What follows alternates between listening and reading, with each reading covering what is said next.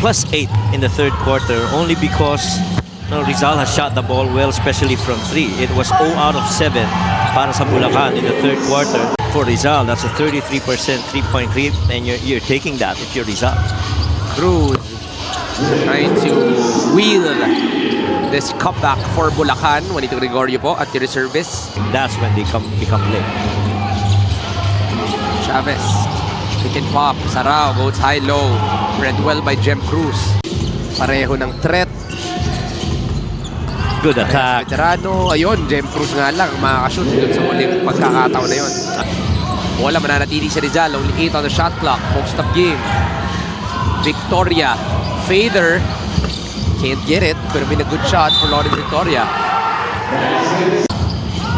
He went all the way, pero mintis yun para kay DU. Andre to Jem. It's gonna be a bump the basket in the bonus for Jem Cruz. For the shot, mate. Robles, Nice. good cut. Can't get it. Balagtas gets the float.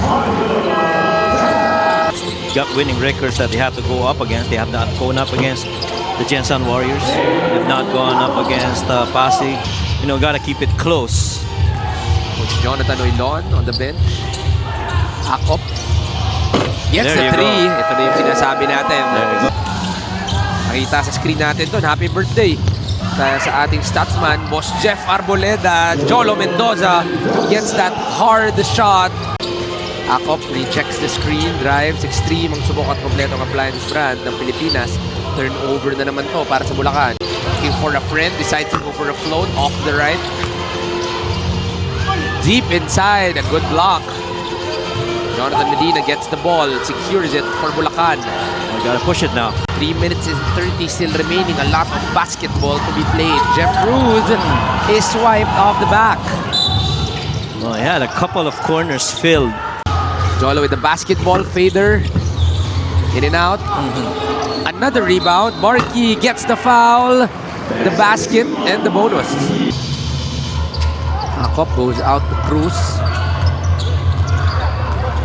See, it's the same thing that's happened.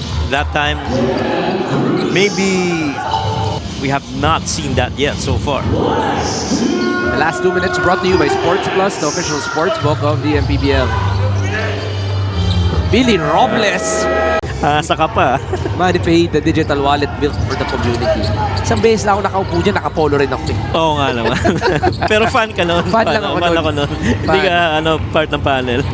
No question. Looks to be a game that has been already secured by Rizal. Alday continues to pound, getting the 3. To be on the same page and then on a really good rhythm.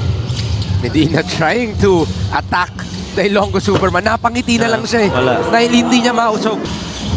3 is good for Bulacan. They need this kind of a rhythm, Coach Mike, moving forward to their next games. Yeah. Mendoza gets the 3 is Jolo Mendoza. Ang daming masarap na bilihan. Tama, totoo. Diba? Dami, all sides, bili ka mall sa kanan, may Starbucks sa katabi, Correct. may mga bentahan sa gilid, lahat kompleto. Pati na rin, Bulacan has always been gutsy and heartsy yung composure ng Rizal, Coach, diba? Tsaka based on my observation, Rizal has used a lot of the clock, taking the shots normally roughly about on the last 8 seconds. They try and get to a fast break, pero since mabilis rin bumaba ang depensa nitong Bulacan, they are forced to, milk that situation, find where the advantage is before they exploit it. Final turnover here, steal by Billy Robles.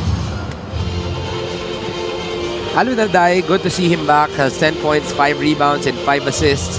Sorry, that's Billy Robles with 10 points, 5 rebounds, and 5 assists. Alvin Alday with 10 points, 3 rebounds, and 4 steals.